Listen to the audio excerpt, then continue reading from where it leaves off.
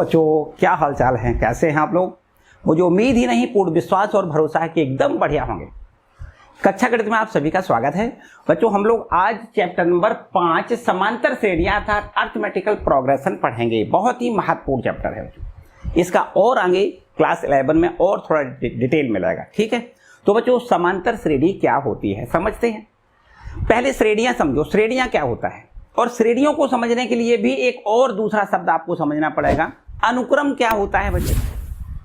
अनुक्रम क्या होता है समझते हैं। अनुक्रम क्या होता है बच्चों? ये कहें अनुक्रम, अनुक्रम का मतलब सीधा सीधा जैसे क्रम नहीं लग रहा है, क्रम का मतलब आगे आने वाली संख्याएं, है ना। हम कह सकते हैं बच्चों, अगर ये कहें कि भाई कोई एक हमारे पास दो संख्या है ना, एक दो संख्या है, और इसके बाद ये आपका 4 है, इसके बाद ये 5 है, इसके बाद 7 है, इसके बाद 8 है, इसके बाद 9 है, फिर 10 है और फिर 12 है। कुछ ऐसे हमारे पास आंकड़े हमने लिख लिए, तो ये बच्चों एक आंकड़े जो हैं एक सूची रूप में लिख गए, समझो, है ना। एक सूची बना ली हमने, और ये सूची इस हिसाब से बनाई कि प्रत्येक पद देखो ध्यान से आरोही क्रम में लिखा हुआ है। आगे बढ़ते जाओ तो आगे बढ़ता हुआ क्रम मिल रहा है बच्चों। इसको हम क्या कहते हैं? अनुक्रम कहते हैं। यहां पर ये क्या है? अनुक्रम है, मतलब कह सकते हैं एक संख्याओं का या फिर आंकड़ों का एक ऐसा समूह हो जो एक किसी निश्चित क्रम में लिखा गया हो। तो बच्चों यहाँ क्रम क्या है? ये आपके आरोही क्रम में लिखे गए हैं। आप ध्यान से देखो, ये क्या है? एक आरोही क्रम में लिखे गए हैं। तो बच्चों ये आरोही क्रम में लिखे गए आंकड़ों को हम अनुक्रम कहते हैं। क्या कहते हैं बच्चों? इनको अनुक्रम कहते हैं। अच्छा भाई, अब अच्छा ये बताओ बच्चों, हम अगर ये लिख दें कि 2 है, 4 है, 6 है, 8 है, 10 है, 12 है, ये क्या है? ये भी भैया अनुक्रम है।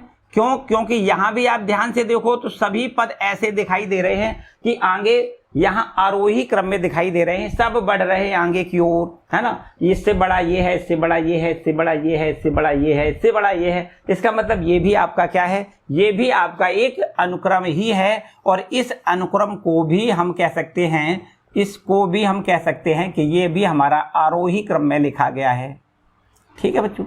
अच्छा, ये भी कोई जरूरी नहीं है कि आरोही क्रम में हो, अवरोही क्रम में भी हो सकता है। जैसे हम आपसे कहें कि यहाँ पर 100 है, फिर इसके बाद में 100 के बाद यहाँ पर कुछ कम करके लिख दें, यहाँ पर चलो लिख देते हैं आपका 90 लिख दें, 90 के बाद 85 लिख दें, 85 लिख दें, 85 के बाद यहाँ 80 लिख दें, 80 के बाद यहाँ 75 लिख दें, और इसके बाद यहाँ पर 72 लिख दें, है ना। कम करते करते यहाँ 70 लिख दें, और आगे देखो, ये आप देखो ध्यान से, तो घटते हुए हम चले जा रहे हैं, निरंतर घट रहे हैं। तो ये बच्चों ये भी हमारा एक अनुक्रम ही है।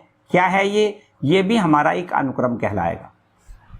और इसको भी हम इसको कह सकते हैं अवरोही क्रम में ये लिखा गया है। कैसे लिखा गया है? ये अवरोही क्रम में लिखा गया है, ठीक है बच्चों। ध्यान से समझना है पूरी बात, अभी पूरी बात समझ में आएगी एकदम।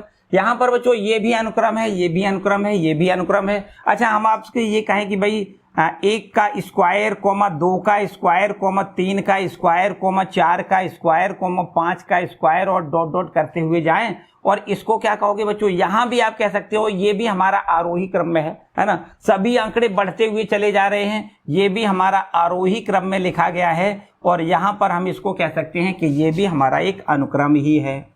चलो फिलहाल हमने 4 यहां पर अनुक्रम लिखे, 4, और इन चारों अनुक्रमों में बच्चों ध्यान से देखो, अनुक्रम वास्तव में अनुक्रम होता है वो श्रेणी ही होता है, लेकिन सभी अनुक्रम श्रेणी नहीं होते। अनुक्रम होता है वो श्रेणी हो सकता है, लेकिन सभी अनुक्रम श्रेणी नहीं होते हैं। तो बच्चों यहाँ पर देखो, ये अनुक्रम ही केवल है, इसको श्रेणी नहीं कहेंगे। इसको क्या कहेंगे? ये श्रेणी नहीं है। अच्छा भाई, श्रेणी क्यों नहीं है बच्चों? श्रेणी तो हो सकता है, वो अनुक्रम श्रेणी कहलाता है यदि हम ये जान लें कि एक निश्चित पैटर्न पर लिखा गया है।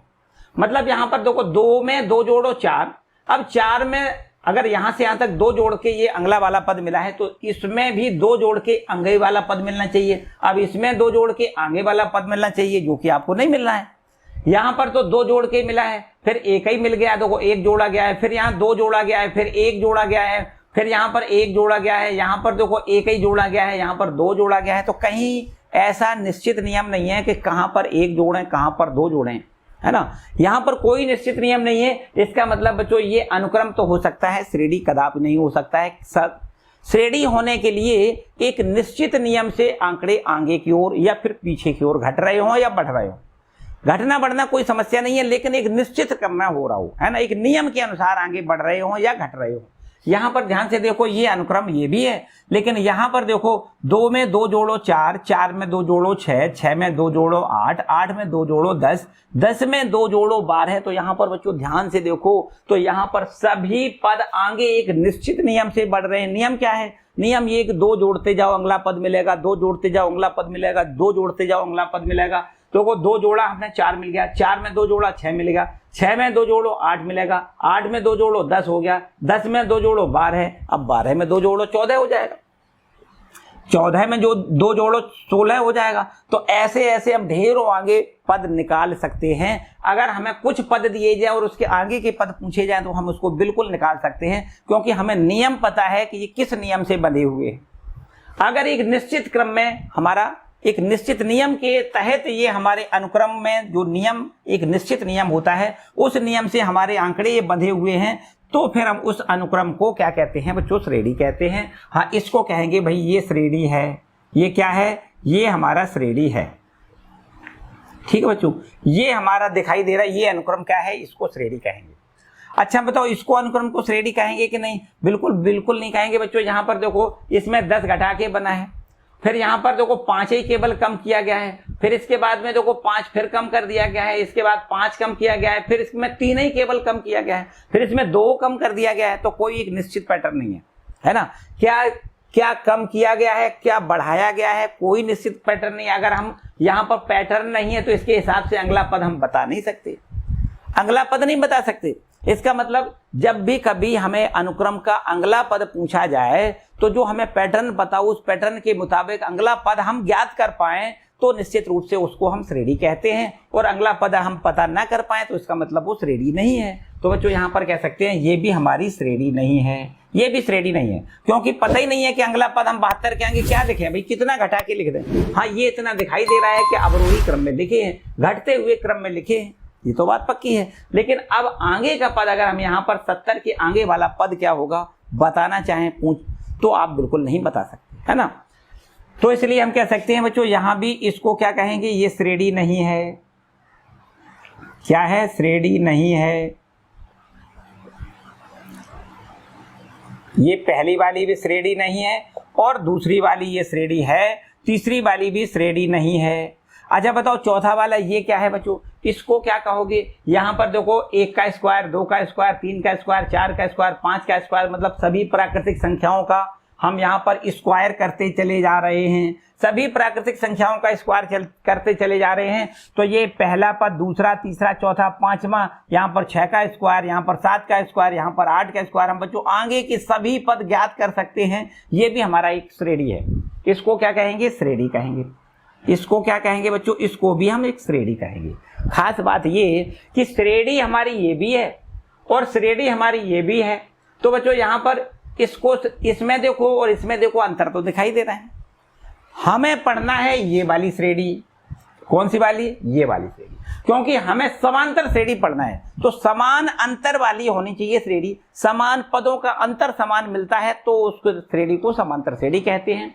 यहाँ पर देखो पदों का अंतर समान है। पदों का अंतर का मतलब समझते हो? क्रमांगत पदों का अंतर। ऐसा नहीं है कि इस पद से इस पद का अंतर की बात करी जा रही, नहीं, क्रमागत पदों का अंतर। कोई दो आगे वाले पद में से पीछे वाला पद घटाओ तो हमें अंतर समान मिल जाए अगर, तो फिर उस श्रेणी को समांतर श्रेणी कहते हैं। आप देखो 4 में से 2 घटाओ 2 मिलेगा, 6 में से 2 घटाओ तो भी 2 मिलेगा, 8 में से 2 घटाओ तो भी 2 मिलेगा, 10 में से 8 घटाओ तो भी 2 मिलेगा, 12 में से 10 घटाओ तो भी 2 मिलेगा, 14 में से 12 घटाओ तो भी 2 मिलेगा, 16 में से 14 घटाओगे तो भी 2 मिलेगा। हर आगे वाले पद में से पीछे वाला पद घटाओगे तो अंतर समान मिल रहा है। इसका मतलब बच्चों ये श्रेणी हमारी क्या है? समांतर श्रेणी है। समान अंतर, भाई नाम उसका क्या है? समान अंतर, मतलब पदों में अंतर समान होता हो। और वो पदों में अंतर कहां से निकालना है, वो अपनी तरफ से इतना याद रखना है कि आगे वाले पद से पीछे वाले पद को घटाओ, अंतर मिल जाएगा। तो हर एक पूरी की पूरी श्रेणी में, चाहे इन दोनों पदों का अंतर हो, चाहे इन दोनों पदों का अंतर हो, चाहे इन दोनों पदों का अंतर हो, किसी भी दो पदों का अंतर आप ध्यान से देखो तो हमेशा 2 मिल रहा है। तो यहां पर इस श्रेणी को हम बच्चों क्या कहेंगे, समान अंतर वाली है, इसलिए इसको हम समांतर श्रेणी कहेंगे। हालांकि इस श्रेणी की बात और भी श्रेणियां होती हैं, उनकी बात हम उच्च कक्षाओं में करेंगे। फिलहाल अभी हम केवल और केवल समांतर श्रेणी की बात कर रहे हैं। तो आइए, वो मेरे ख्याल से समांतर श्रेणी आपको पहचान आ गया होगा कि भाई समांतर श्रेणी क्या होता है। ठीक है, समांतर श्रेणी का मतलब बच्चों इसको रब कर लेते हैं, एक बिल्कुल शॉर्ट में एक परिभाषा लिख देते हैं कि समांतर श्रेणी किसको कहेंगे। समांतर श्रेणी का मतलब ऐसी पदों की श्रेणी जिसमें 2 क्रमागत पदों का अंतर समान होता है। यहां पर आप इसको ऐसे लिख सकते हो, समांतर श्रेणी को बच्चों जैसा कि नाम है इसका अर्थमेटिकल प्रोग्रेशन एपी लिखते हैं, शॉर्ट में इसको क्या लिखते हैं, एपी लिखते हैं। एपी की क्या परिभाषा है बच्चों, एपी की जो परिभाषा है वो क्या है, आप लिखो 2 क्रमागत पदों का अंतर, 2 क्रमागत पदों का अंतर प्रत्येक, या फिर ऐसे लिखते हैं पूरे अनुक्रम में, है ना, पूरी अनुक्रम में, पूरी श्रेणी में, ऐसे लिखो, पूरी श्रेणी में 2 क्रमागत पदों का अंतर पूरी श्रेणी में समान होता है, समान होता है, तो उस श्रेणी को समांतर श्रेणी कहते हैं। ठीक है बच्चों, इतना आपको याद रखना है। पूरी श्रेणी की बात करी जा रही है, ऐसा नहीं है कि 2 पदों का अंतर मिल जाए तो वो समांतर श्रेणी हो गई। हर एक में निकालो, 8वां से 7वां पद का अंतर, 6वां से 5वां पद का अंतर, तीसरा से दूसरे पद का अंतर, यदि समान मिलता है ना, सबका समान मिलता है, अंतर एक ही आना चाहिए, तो निश्चित रूप से हम कह सकते हैं कि वो श्रेणी हमारी एपी होती है। ठीक है बच्चों, क्लियर बात है। अच्छा भाई, एपी की पहचान करना आपने सीख लिया, ठीक है ना, एपी का पहचान करना आपने सीख लिया। अब बच्चों बात आती है कि यहां पर जैसे हम श्रेणी कभी लिखते हैं एपी, तो इसको ऐसे लिखते हैं, एपी को कैसे लिखते हैं, ये मान लो पहला पद है ए, अगर हमें, जैसा कि आपको पता है, क्रमागत पदों का अंतर, जो अंतर होता है ना, उस अंतर को सार्वंतर कहते हैं। यहां पर अंतर की बात करें बच्चों, अंतर क्या होता है, जो अंतर होता है उसको क्या कहते हैं, सार्वंतर कहते हैं। सार्वंतर की क्या परिभाषा है, सार्वंतर की परिभाषा ये आप लिख सकते हो, सार्वंतर को कॉमन डिफरेंस कहते हैं और उसको प्राय डी से हम लोग प्रदर्शित करते हैं, कैसे, डी से। तो सार्वंतर जो होता है वो क्या होता है बच्चों, 2 क्रमागत पदों का अंतर, 2 क्रमागत पदों का अंतर जो होता है उसको हम सार्वंतर कहते हैं। उसमें भी आपको शर्त याद रखनी है, अगले पद से पिछले पद का अंतर।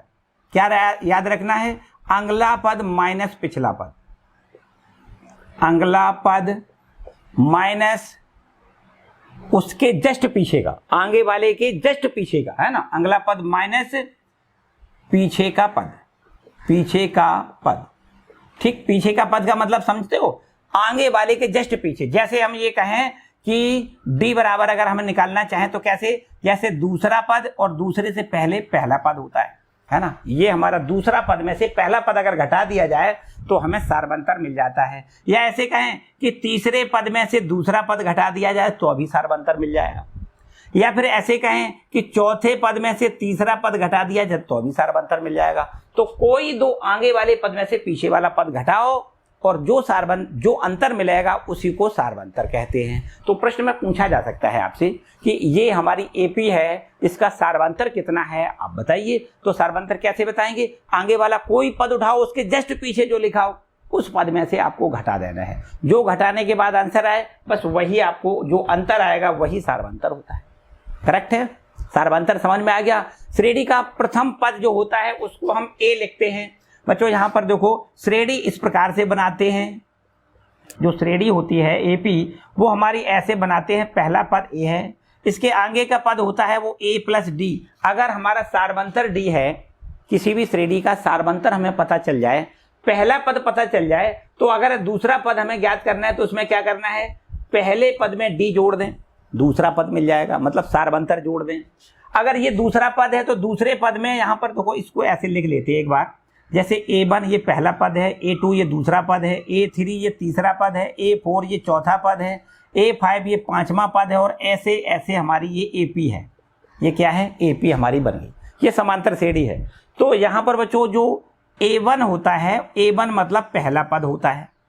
अच्छा भाई ठीक है। A2 क्या होता है? A2 बराबर जो होता है वो पहले पद में हम क्या करते हैं? D जोड़ देते हैं। तो A2 बराबर क्या मिल जाता है? पहला पद हमारा A है और इसमें अगर हम D जोड़ दें तो ये हमारा A2 मिल जाएगा। अच्छा बताओ A3 क्या होगा बच्चों? A3 बराबर क्या होगा? ये तीसरा पद क्या होगा? अब इस दूसरे वाले पद में D जोड़ दें, A2 में D जोड़ दें तो तीसरा पद मिल जाएगा। A2 कितना है? A2 ये लिखा है देखो, A प्लस D, तो A प्लस D और प्लस D, अर्थात ये हमारा हो जाएगा A प्लस 2D हो जाएगा। देखो D और D जुड़ गया 2D। तीसरा पद कैसे निकालते हैं? पहले पद में क्या करेंगे? 2D जोड़ देंगे, एक D यहां जोड़ोगे दूसरा पद मिल जाएगा, एक D और जोड़ो तो तीसरा पद मिल जाएगा। इसके बाद में यहां पर बताओ चौथा पद कैसे निकालेंगे बच्चों? A4 कैसे निकालें? तो आप कहोगे तीसरे पद में हम एक और D जोड़ दें। तीसरा पद हमारा ये लिखा है देखो, A प्लस 2D, इसमें D जोड़ दें तो कुल मिला के हम कह सकते हैं चौथा पद जो होता है A प्लस 3D होता है बच्चों। चौथा पद कितना हो जाएगा? A plus 3D। मतलब हम कह सकते हैं कि अगर हमें पहला पद पता हो, सारवंतर पता हो, तो हम पहले पद में D जोड़ें दूसरा पद मिल जाएगा, अब दूसरे में D जोड़ दें तीसरा पद मिल जाएगा, तीसरे में D जोड़ दें चौथा पद मिल जाएगा। इस तरीके से आगे बढ़ते बढ़ते हम श्रेणी बना लेते हैं। ठीक है। जो AP होती है बच्चों, जो AP हमारी होती है उसको ऐसे लिखते हैं, पहला पद ये है, दूसरा पद हमारा A प्लस D हो जाएगा, क्योंकि हमने बताया कि D जोड़ दें, A में D जोड़ दें दूसरा पद हो जाएगा। अब इसमें D जोड़ें, एक और D जोड़ दें तो तीसरा पद मिल जाएगा। D में D जोड़ो कितना हो जाएगा? 2D। अब इसमें अगर D जोड़ दें चौथा पद हो जाएगा, तो A प्लस 2D और D इसमें और जोड़ दिया जाए तो कितना हो जाएगा? 3D। तो इस तरीके से बच्चों ये हमारी AP बनती है। A plus D, A plus 2D, A plus 3D, इस तरीके से हमारी AP बनती है। इसको पहला पद कहते हैं, इसको दूसरा पद, इसको तीसरा पद, इसको चौथा पद। अब बच्चों यहाँ पर एक खास बात दिखाई दे रही होगी कि यहाँ पर आप ध्यान से देखते चले जाओ, ध्यान से देखते चले जाओ कि ये हमारा जो पहला पद है, ये हमारा दूसरा पद है जिसको A2 कहते हैं। तो A2 हमने कैसे लिखा? A2 हमने लिखा कि A प्लस 2 में से 1 घटाया इंटू D। 2 में से 1 घटाओ, एक ही तो बचा, तो A प्लस 1D, देखो A प्लस 1D लिखा है। दूसरा पद बराबर क्या होता है? A प्लस 2 में से 1 घटाओ D। तीसरा पद बोलो कैसे लिखते हैं बच्चों? तीसरा पद बराबर क्या होता है? देखो ये हम ऐसे लिखते हैं, A प्लस 3 में से 1 घटाओ इंटू D। अच्छा भाई चौथा पद कैसे लिखते हैं? तो इसको लिखते हैं A प्लस 4 में से 1 घटाओ इंटू D। इसी तरीके से आगे आगे बढ़ते बढ़ते हम लोग, अगर एनवा पद आपसे पूछें कि एनवा पद कितना होगा, तो आप कह सकते हो A प्लस n में से 1 घटाओ इंटू D। ठीक है बच्चों, एनवा पद का मतलब n का मान आप 100 रख देंगे तो ये 100वां पद हो जाएगा, n का मान आप 500 रख देंगे तो 500वां पद हो जाएगा। श्रेणी का 500वां पद कैसे ज्ञात करोगे? n का मान हम 500 रख देंगे तो ये श्रेणी का 500वां पद हो जाएगा। A मतलब प्रथम पद और D मतलब सारवंतर, जो कि प्रश्न में सीधा सीधा हमें दिए जाते हैं। ठीक है बच्चों, तो ये सब कुछ हमें पहली एक्सरसाइज में करना है। पहली एक्सरसाइज में हकीकत में यहां तक तो करना भी नहीं है। जो आपकी एक्सरसाइज 5.1 है, जो एक्सरसाइज 5.1 है, उस 5.1 एक्सरसाइज में आपको केवल ये चेक करना है कि भैया हमारी जो सूची में जो हमारे पद दिए गए हैं वो पद AP में हैं या नहीं, AP में हैं या नहीं, ये हमें पहले चेक करना है। अगर वो AP में है तो इसका सीधा मतलब है कि सारवंतर समान होना चाहिए। यदि सारवंतर समान आता है प्रत्येक पूरी श्रेणी में, पूरी की पूरी श्रेणी में अगर सारवंतर समान आता है तो उसको हम कहते हैं ये AP है। और यदि सारवंतर समान नहीं आ रहा है तो लिख देंगे AP बिल्कुल नहीं है। पहला पद क्या होता है? जो प्रथम पहले नंबर पे लिखा होता है उसको कहते हैं प्रथम पद, और दूसरे पद में से पहले पद को घटाएं या फिर तीसरे पद में से दूसरे पद को घटा दें तो जो अंतर मिलता है उसको सारवंतर कहते हैं। इतनी सी बातें पहले वाले एक्सरसाइज में है 5.1 में। ठीक है बच्चों, तो आगे की बातें आगे वाले लेक्चर में करेंगे। हम लोग आज यहाँ पर 5.1 के सारे क्वेश्चनों को कंप्लीट करेंगे। ठीक है बच्चों, क्या करेंगे यहाँ पर? एक्सरसाइज 5.1 ये एक्सरसाइज हम लोग यहां पर कंप्लीट करेंगे। ठीक है बच्चों, आइए इसको रब कर लेते हैं। देखिएगा बहुत ध्यान से बच्चों, पूरा वीडियो लास्ट तक एकदम बढ़िया तरीके से तैयार हो जाएगी आपकी पूरी एपी, कतई जिंदगी भर नहीं भूलोगे, कतई जिंदगी भर नहीं भूलोगे। ठीक है, तो बच्चों देखो स्टार्ट करें अपना। आ जाओ बच्चों, यहाँ पर हम लोग बिल्कुल नई एनसीईआरटी के मुताबिक आपकी तैयारी करवा रहे हैं।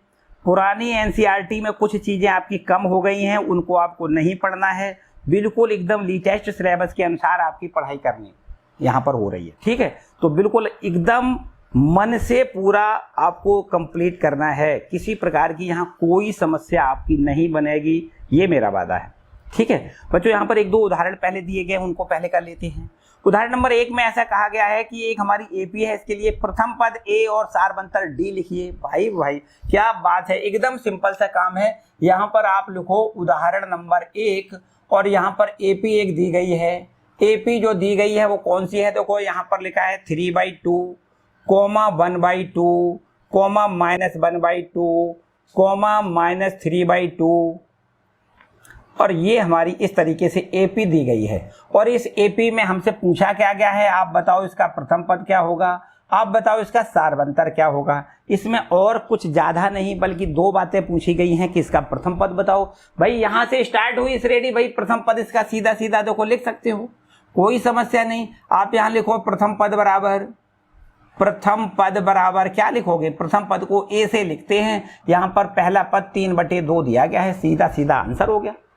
यहाँ पर डी और पूछा गया है, डी का मतलब तो आपको पता है, डी क्या होता है, सारवंतर होता है बच्चों। सारवंतर डी क्या होता है, हमने बताया कि आगे वाले पद में से जस्ट पीछे वाला पद घटा दें, कहीं से भी घटाएं, इसमें से इसको घटा के वही मान मिलेगा, इसको इससे घटाएं तो भी वही मान मिलेगा, या फिर इसको इससे घटाएं तो भी वही मान मिलेगा। अगर ऐसा है तो वही उसी श्रेणी को समांतर श्रेणी कहते हैं। अगर अंतर समान नहीं मिल रहा है तो वो समांतर श्रेणी होगी ही नहीं। समांतर श्रेणी होने के लिए क्या होता है, आगे वाले पद से पीछे वाले पद का अंतर समान होता है। तो यहाँ पर बच्चों आगे वाला पद मान लो दूसरा हमने लिख लिया, दूसरे पद में से हम पहला पद घटा दें, 3/2 को घटा दें, तो इस तरीके से हमें सारवंतर मिल जाएगा। देखो 2 एलसीएम आएगा, 1 - 3 और माइनस का 2/2 लिखो, माइनस का 1 बच्चों यहाँ पर हमें देखो -1 इसका सारवंतर मिल गया। और भी कहीं से आप निकाल के देख सकते हो, इसमें से इसको निकाल के दिखाएं। देखो ध्यान दें, यहाँ पर माइनस का है 3/2 और इसमें से घटाना कितना है, माइनस का 1/2 घटाना है। इस पर थोड़ा ध्यान दें, ये माइनस का 3/2 है। अब घटाना है मतलब माइनस का चिन्ह लगाओ, और किसको घटाना है, -1/2 को, तो -1/2 बच्चों, माइनस माइनस ये प्लस हो जाएगा, -3/2 प्लस में हो जाएगा 1/2, और यहाँ से 2 एलसीएम लें। और यहाँ पर देखो 2 जब एलसीएम आएगा तो माइनस में 3 प्लस में 1, ऊपर बचेगा माइनस का 2, बटे में नीचे 2, 2 से 2 कैंसिल, माइनस का 1। ठीक है बच्चों, तो इस तरीके से आप देखो ध्यान से, सारवंतर पूरी की पूरी श्रेणी में एक ही आता है। ऐसा नहीं है कि इसको इससे घटाया तो अंतर बदल जाएगा, बिल्कुल नहीं बदलेगा, वही अंतर होगा। इसीलिए उसका नाम कहा गया है कॉमन डिफरेंस। हर एक में कॉमन है ना, सभी में डिफरेंस कॉमन है, बराबर बराबर सभी का अंतर है, इसीलिए इसको हम यहाँ पर सारवंतर इसका नाम दिया गया है। ठीक है, आप देख पा रहे हो यहाँ भी सारवंतर -1 है और यहाँ भी अंतर आपका -1 ही है। तो 2 चीजें पूछी गई थी, प्रथम पद और सारवंतर। क्लियर है बच्चों? चलिए भाई बहुत अच्छा, आगे बढ़ते हैं बच्चों इस अगले उदाहरण की ओर। उदाहरण नंबर 2, इसमें लिखा है निम्नलिखित सूचियों में से कौन से एपी में नहीं है, और यदि इनमें से एपी है तो अगले 2 पद बताइए। अभी बता लेते हैं। देखो यहाँ पर ये हो गया पहला उदाहरण, अब आता है उदाहरण नंबर 2। उदाहरण नंबर 2 में यहाँ पर 2 सूची बनी हुई है। उदाहरण नंबर हमारा है 2, उदाहरण नंबर हमारा क्या है, 2 है ये। और दूसरा उदाहरण में इस तरीके से लिखा है, देखो एक तो ये है, 1 2 3 4 बच्चों प्रश्न है। पहला प्रश्न है जिसमें लिखा है 4, 10, 16, 22, और ये हमारी एक सूची है। इसमें आप प्रथम पद नहीं, इसमें प्रथम पद नहीं पूछा है, बल्कि ये पूछा है एपी है या नहीं, ये बताओ एपी है या नहीं। तो बच्चों एपी होने के लिए क्या बताया हमने, एपी होने के लिए इसमें हमने आपको बताया कि एपी तभी हो सकती है जब पूरी की पूरी एपी में 2 क्रमागत पदों का अंतर समान होता है। यहाँ पर देखो 10 में से 4 घटाओ, कितना मिलेगा? 6 मिलेगा। मतलब आगे वाले पद में से दूसरे वाले पद में से पहला वाला पद घटाएं, दूसरा पद 10 है, इसमें से 4 घटाएं, पहला पद घटाएं, तो अंतर कितना मिलेगा? 6 मिलेगा। अच्छा भाई, तीसरे पद में से अगर दूसरा घटाएं तो भी 6 मिलना चाहिए। तीसरा पद हमारा कितना है? 16, इसमें से 10 घटाओ, देखो 6 मिलेगा। बहुत अच्छे, ये तो एपी के लक्षण दिखाई दे रहे हैं। अच्छा, तीसरा भी चेक कर लेते हैं। चौथा पद में से हम तीसरा पद को घटाएं तो क्या मिलेगा? चौथा पद है 22, इसमें से तीसरा पद घटाओ, 16 घटाओ, तो बच्चों यहां भी देखो 6 मिल रहा है। अब हमने ये कंफर्म कर लिया कि सार्वंतर समान है, इसका मतलब एपी है। चूंकि सार्वंतर समान है, चूंकि सार्वंतर समान है, सार्वंतर समान है, अतः आप यहां पर क्या कह सकते हो? अतः ये एपी है। ये आपको आंसर में लिखना है। करेक्ट है बच्चों। दूसरा देखो, दूसरी सूची को यहां पर लिख लेते हैं। जो दूसरी सूची है वो क्या है? देखो, दूसरी सूची दी गई है 1 - 1 माइनस, ये है 1 - 1 माइनस का 3 माइनस में 5 और डॉट डॉट करके ये सूची हमें दी गई है। तो बच्चों यहां भी आप ध्यान से समझो। यहां पर आप देखो कि दूसरा पद में से पहला पद घटाएं तो कितना मिलेगा? आपको यहां पर देखो दूसरा पद -1 दिया गया है, इसमें से पहला पद घटाओ, मतलब 1 को घटाओ, तो अंतर कितना मिलेगा? -2 हो जाएगा। -1 -1 -2। अच्छा, तीसरा पद कितना है बच्चों? तीसरा पद में से दूसरा पद घटाओ, तीसरा पद है -3 और इसमें से दूसरा पद घटाएं, मतलब -1 को घटाएं, तो बच्चों यहाँ पर -3 + 1 मतलब -2, यहाँ भी देखो मिल रहा है।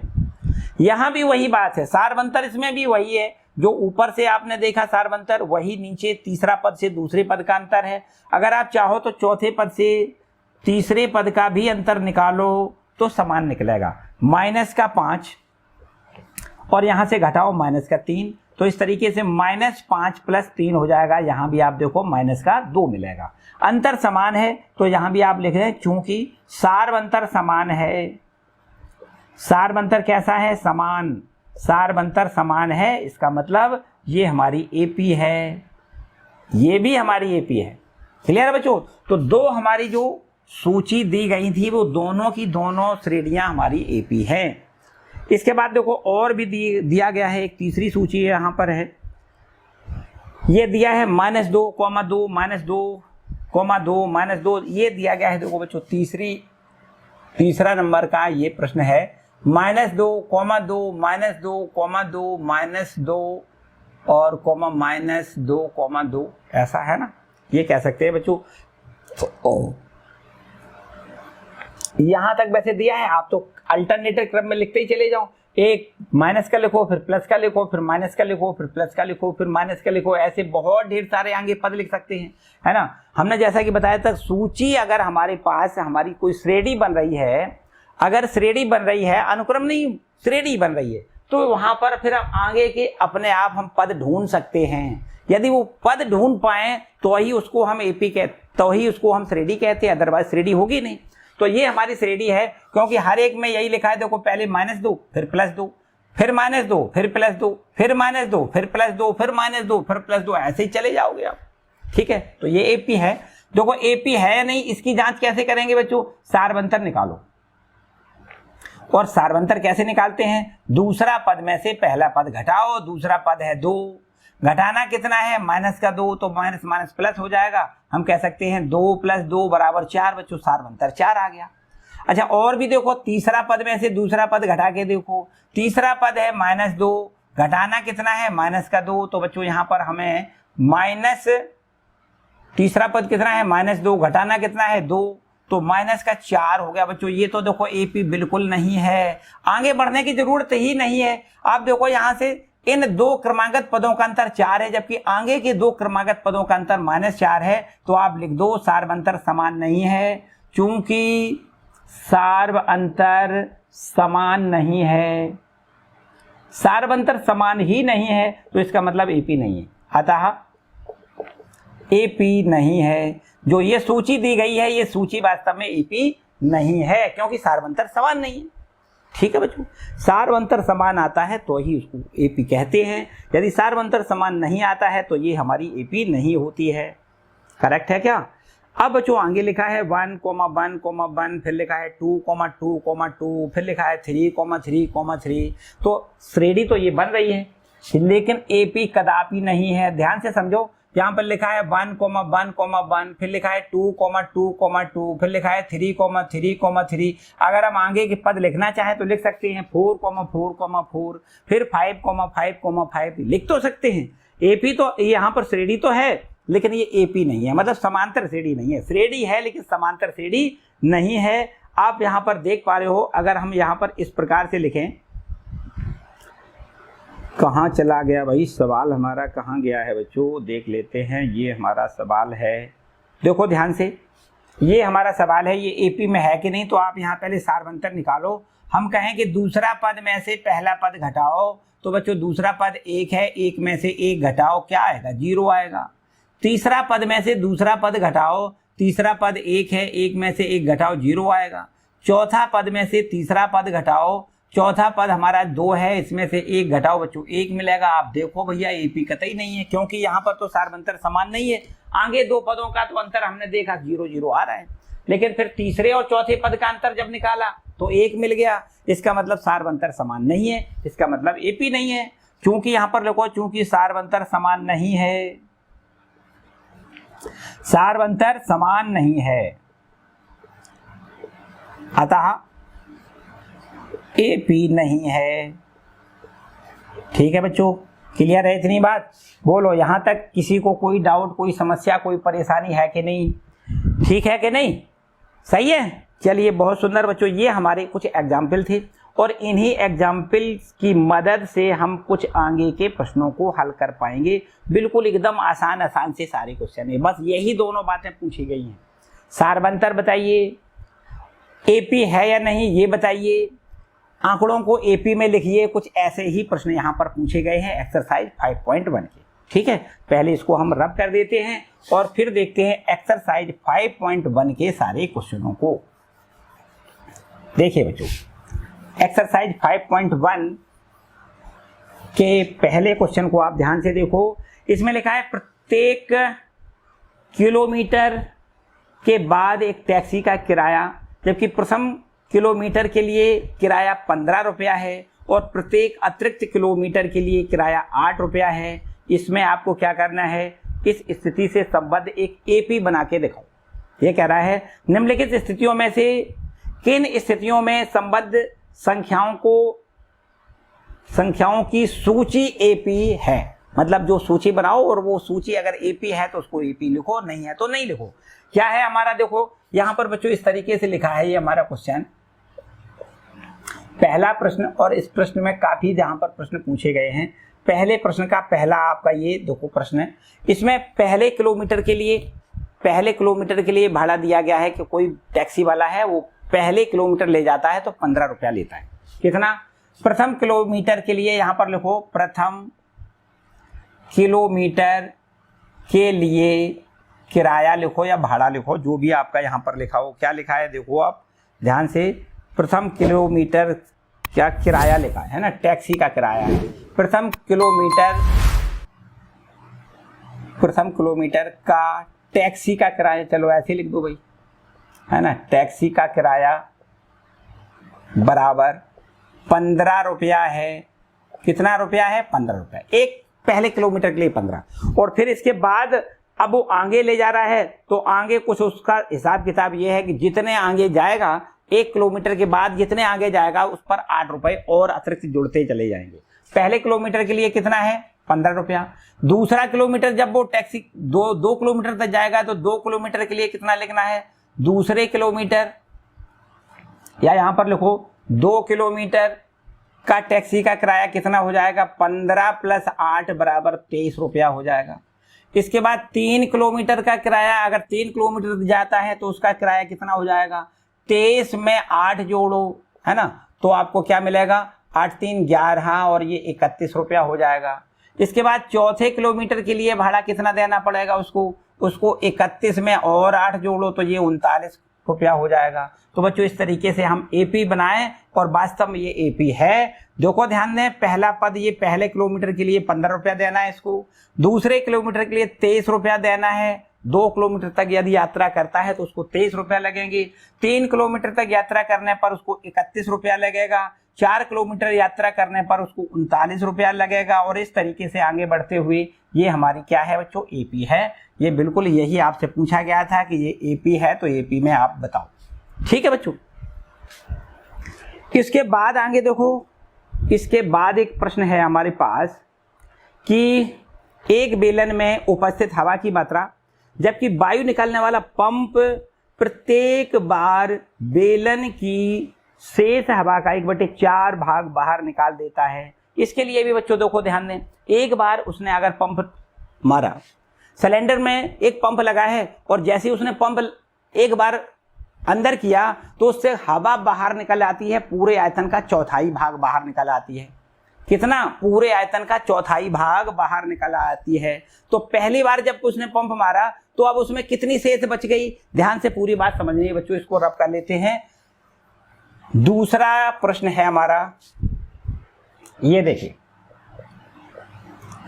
तो यहां पर लिख दें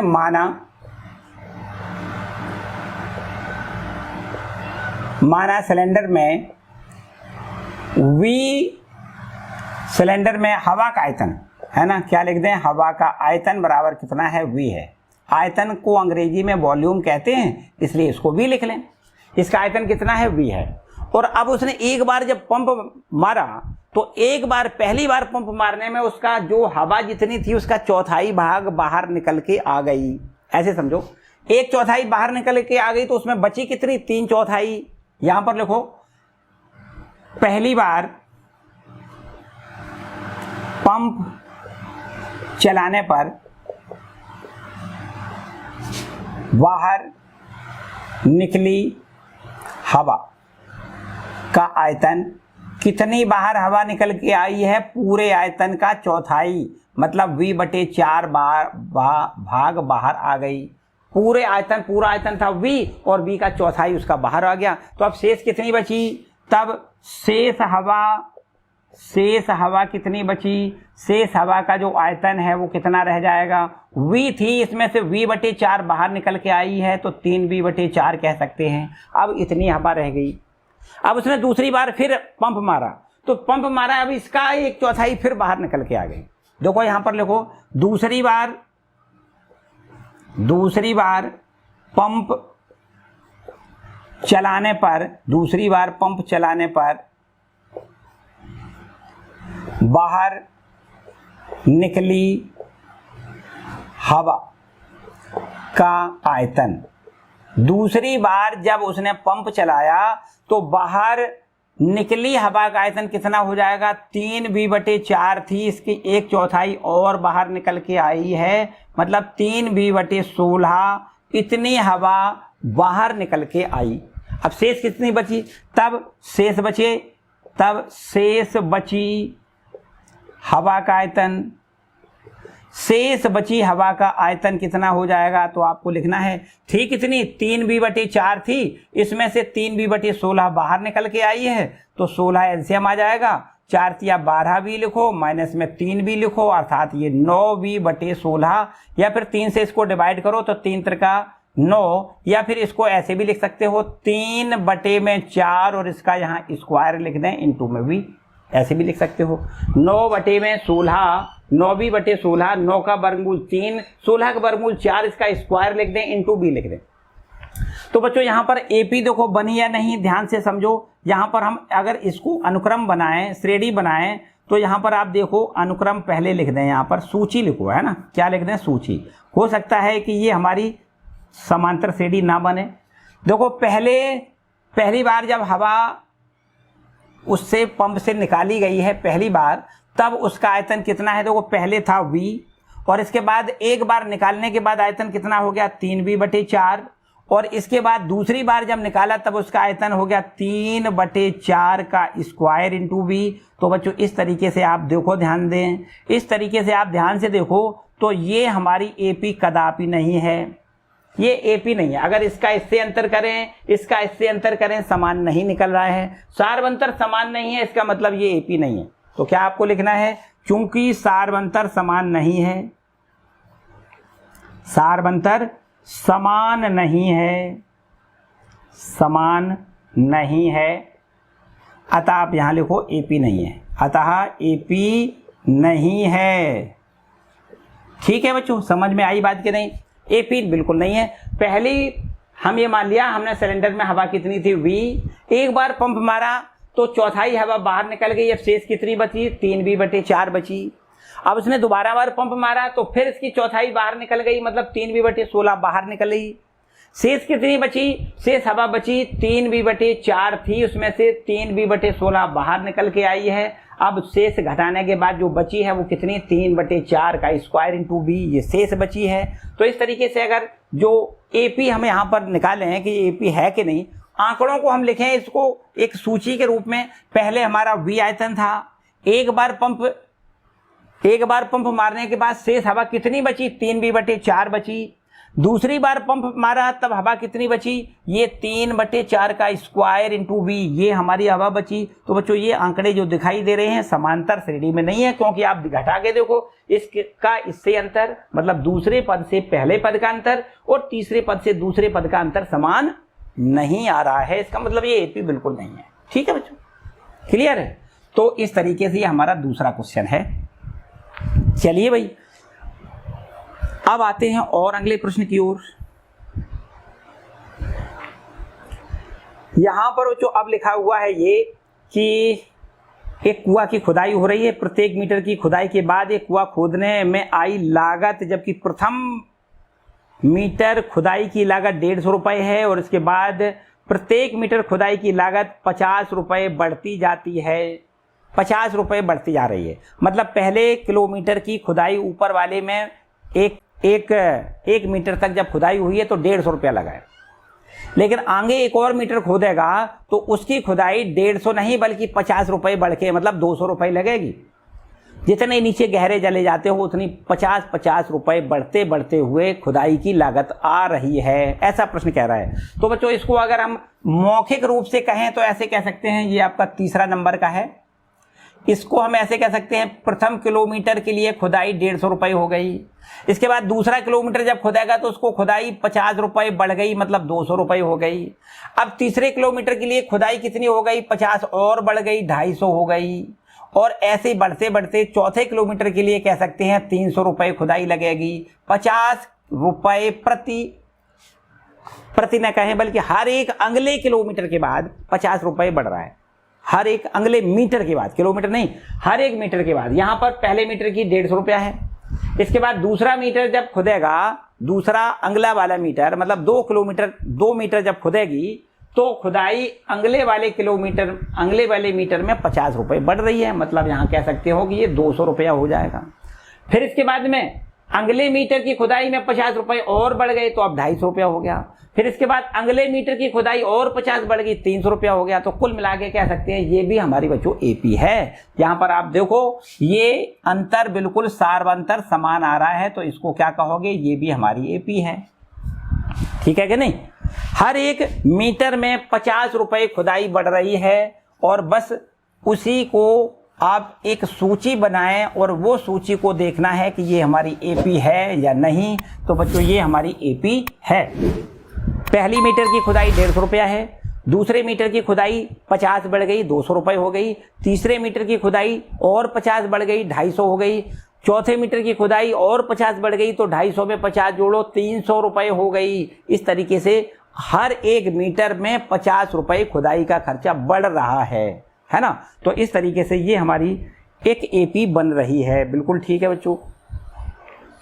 इसके बाद देखो अगले और प्रश्न पर आते हैं। यहां पर बच्चों लिखता है कि एक खाते में प्रत्येक वर्ष का मिश्र धन, जबकि 10,000 रुपए की राशि 8% वार्षिक ब्याज की दर से चक्रवृद्धि ब्याज पर जमा की जाती है।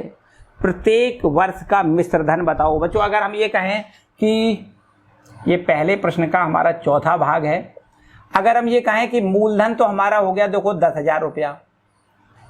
अब दर कितनी दी गई है? दर दी गई है 8%। बिल्कुल ठीक है, दर दी गई है 8%। और एक वर्ष का मिश्र धन आपसे पूछा गया है। एक वर्ष का मतलब समय कितना लिखना है? 1 वर्ष लिखना है। बच्चों ये हमें पता है कि जो मिश्रधन होता है वो उसको ऐसे लिखते हैं, मिश्रधन बराबर मूलधन एक धन दर बटे में 100 पावर में घातें लिखते हैं, मतलब n लिखते हैं। n का मतलब क्या होता है, समय होता है।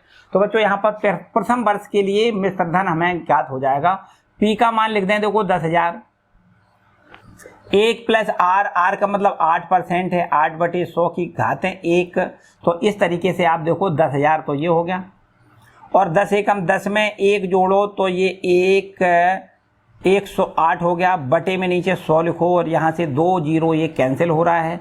अब हमारे पास 10,0800, तो यहाँ कह सकते हैं 10,800 रुपया पहली वर्ष में उसका मिश्रधन कितना हो जाएगा, 10,800 रुपया। ठीक है।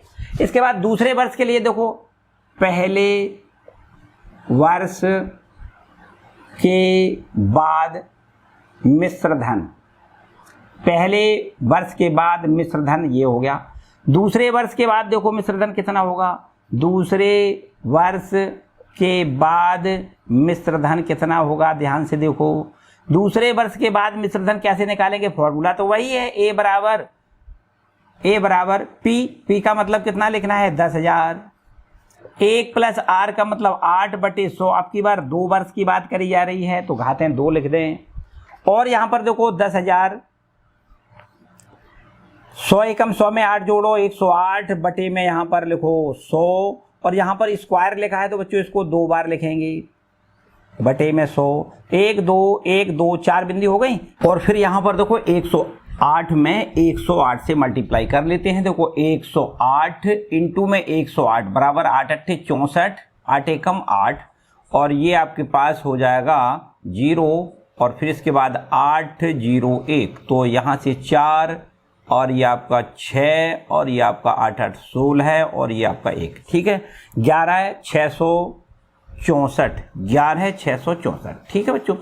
तो अब आप देखो ध्यान से, पहले तो क्या था कि 10,000 रुपए थे, एक वर्ष के बाद अर्थात दूसरे वर्ष में कितना हो गया, ये आपका हो गया 10,800 रुपए। इसके बाद 2 वर्ष के बाद अर्थात तीसरे वर्ष में कितना हो गया मूलधन, ये आपका 11,668। तो यहाँ पर देखो एक अनुक्रम जो तैयार होगा वो इस प्रकार से देखो अनुक्रम बनाएं, तो इसको आप लिख सकते हो कि पहले तो स्टार्टिंग में आपका ये 10,000 रुपया था, ठीक है, और इसके बाद में 1 वर्ष के बाद अर्थात दूसरा वर्ष जब हुआ तो मिश्रधन कितना हो गया, ये आपका हो गया 10,800 रुपये हो गया। इसके बाद 2 वर्ष के बाद अर्थात तीसरे वर्ष के लिए ये हो गया 11,664 रुपये, 11,664 रुपये, और ऐसे ऐसे आगे बढ़ते गए। ठीक है। अब बच्चों बताओ क्या ये एपी है, बिल्कुल कदापि नहीं। ध्यान से देखो, यहां पर कहो कि दूसरा पद जो है उसमें से पहला पद घटाओ, पहला पद दूसरा पद में से पहला पद घटाओ, तो बच्चों यहां पर 10,800 में से आप 10,000 घटाओगे और हमें यहां पर क्या मिलेगा, 800 रुपया मिलेगा। ठीक है, 800 मिलेगा।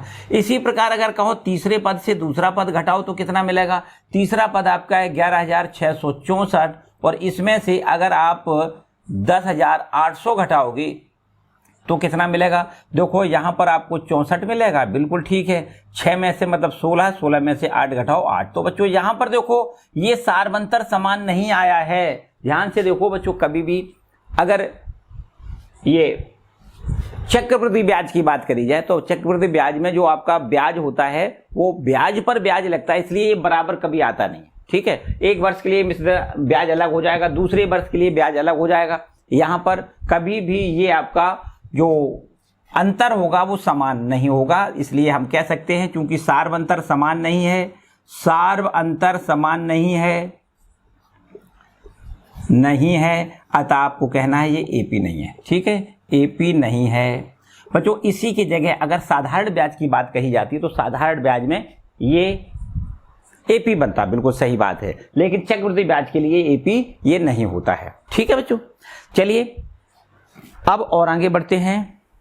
क्वेश्चन नंबर हमारा है 3रा प्रश्न। देखो बच्चों यहां पर है, ये हमारा पहला था ना, दूसरा प्रश्न देखो, कहता है दी गई एपी के प्रथम 4 पद लिखिए जबकि प्रथम पद ए और सारवंतर डी दिया गया है। सिंपल सी बात है, अगर कभी भी श्रेणी का प्रथम पद दिया जाए और उसका सारवंतर दिया जाए तो श्रेणी बनाने में कोई मुसीबत वाली बात नहीं होती बच्चों। क्या होता है कि अगर ये देखो दूसरा है सवाल आपका, इससे दूसरे सवाल का पहला भाग देखो, इसमें a बराबर दिया गया है 10 और d बराबर भी दिया गया है 10। अब बताओ AP कैसे बनाओगे बच्चों। यहाँ पर हमें पता है AP जो होती है वो इस प्रकार से होती है a, a plus d, a plus 2d, a plus 3d, इस तरीके से AP हमारी होती है। ठीक है, तो आप बड़े आराम से कह सकते हो पहला पद हो गया 10, दूसरा पद हो जाएगा 10 प्लस 10, तीसरा पद हो जाएगा 10 प्लस 2 गुणे 10, और ये आपका चौथा पद हो जाएगा 10 प्लस 3 गुणे 10, और ऐसे ही आगे वाले पद होंगे। तो इस तरीके से देखो AP बन गई 10, यहाँ 10 10 20 करो, यहाँ पर 10 दूनी 20 और 10 30, और यहाँ पर इसी प्रकार 30 10 40, और ये हमारी देखो AP बन गई। ठीक है बच्चों, पहले के लिए ये हमारा आंसर हो गया। इसके बाद देखो दूसरे प्रश्न में भी कहा गया है A हमारा है -2, D बराबर 0 है, कोई बात नहीं। देखो दूसरा ये हमारा प्रश्न है, इसमें A बराबर कहा गया है कि A बराबर है -2 और D बराबर 0 है। बच्चों जब D का मान 0 होता है तो जो प्रथम पद होता है वही सभी पद होते हैं भाई, सार्वंतर है ही नहीं।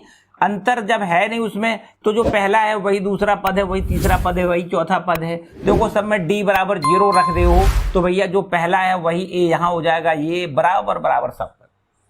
आप यहाँ पर लिखो AP कैसे बनाओगे। AP आप बनाओगे पहला पद -2, दूसरा पद भी -2 लिखो, तीसरा पद भी -2 लिखो, चौथा पद भी -2 लिखो, और इसी प्रकार आगे। ठीक है, इसके बाद देखो यहाँ पर तीसरा प्रश्न क्या है बच्चों। यहाँ पर देखो तीसरा प्रश्न क्या है, कहता है तीसरे प्रश्न में A कितना है D कितना है। A बराबर 4 है, D बराबर -3 है।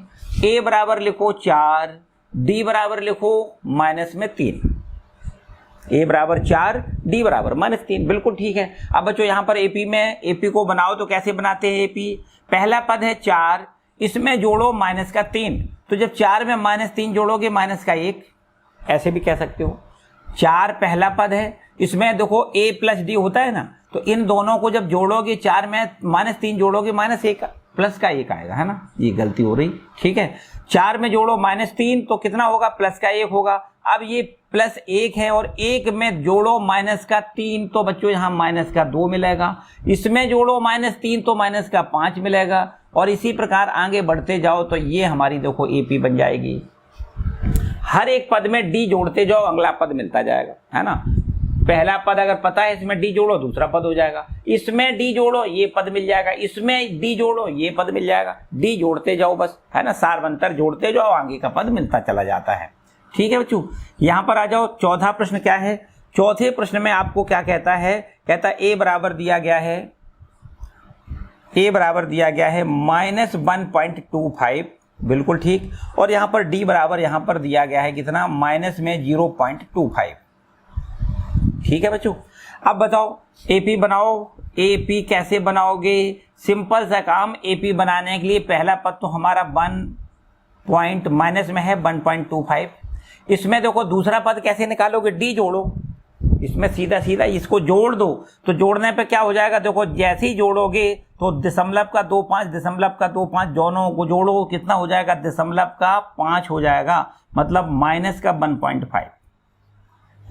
ठीक है, और बताओ इसमें आप 0.25 जोड़ोगे, 0.25 जोड़ोगे तो कितना हो जाएगा, ये हो जाएगा -1.275 हो जाएगा।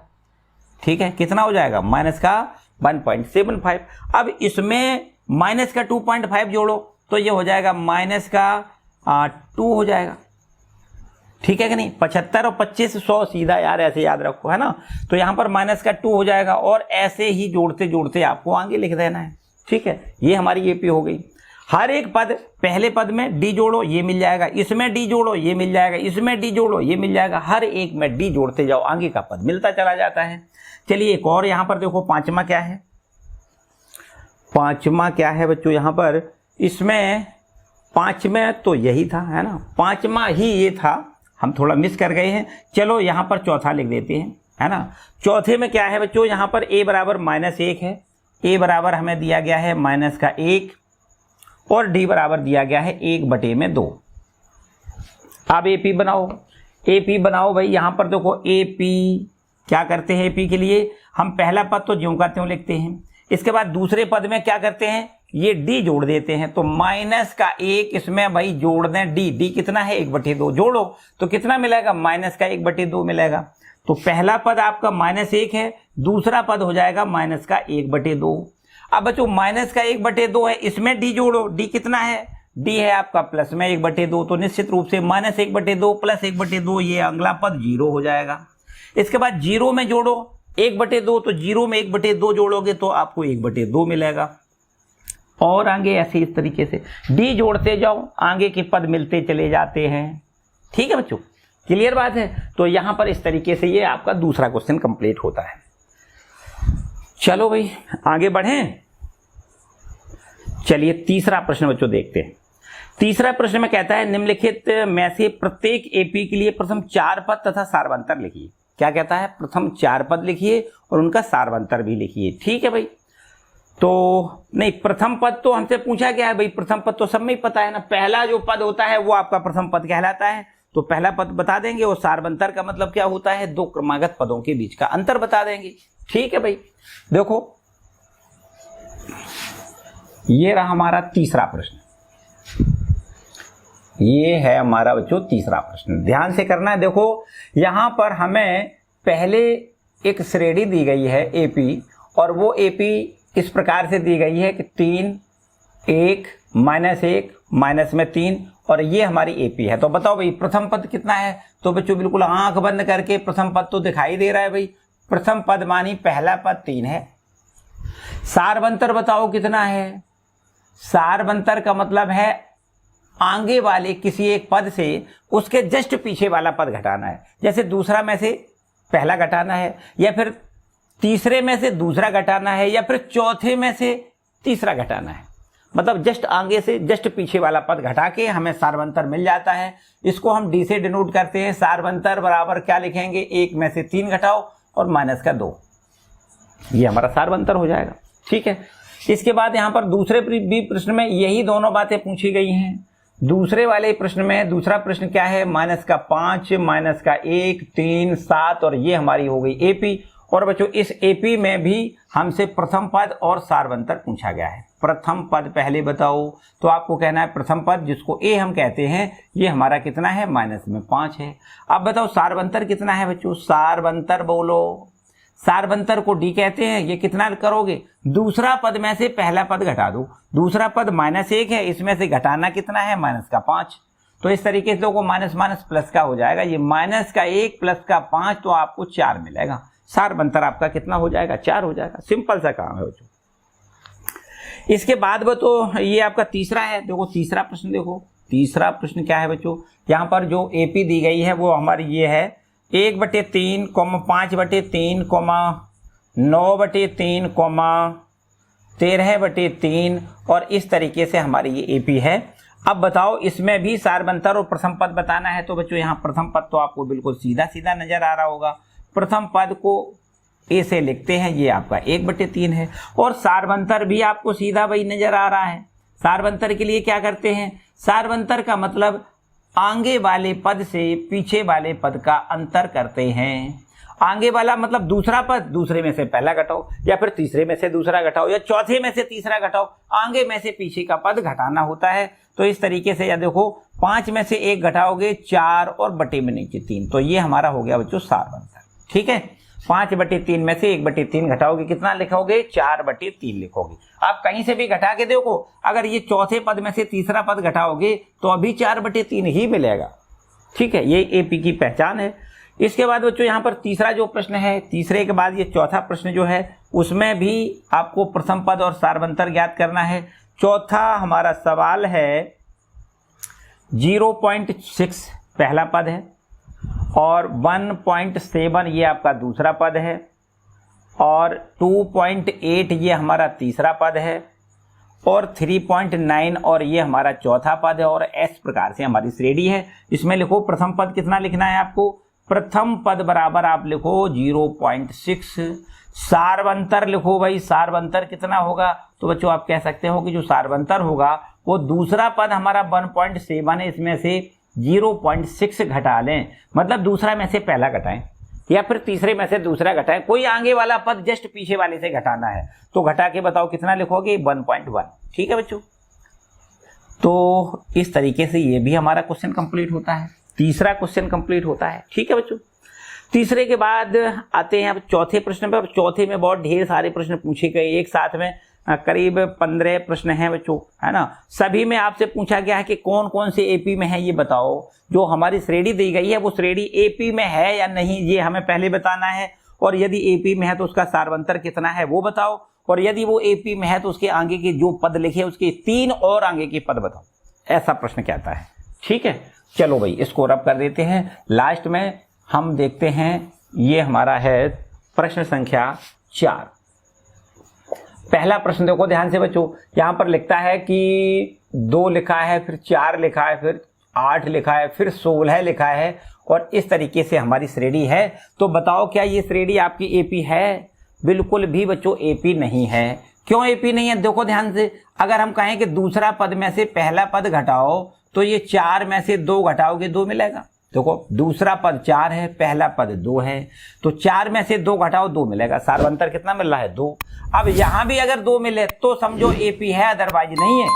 तीसरे पद में से दूसरा पद घटाओ, 8 में से 4 घटाओ बच्चों 4 मिलेगा। देखो बराबर बराबर कदापि नहीं है, इसका मतलब एपी नहीं है। आपको यहां लिखना है सार्वंतर समान नहीं है, सार्वंतर समान नहीं है, अतः एपी नहीं है, एपी नहीं है ये लिखना है। बोलो बच्चों ठीक है कि नहीं? इस तरीके से आपको लिखना है। दूसरा बोलो, दूसरी आपकी क्या है श्रेणी?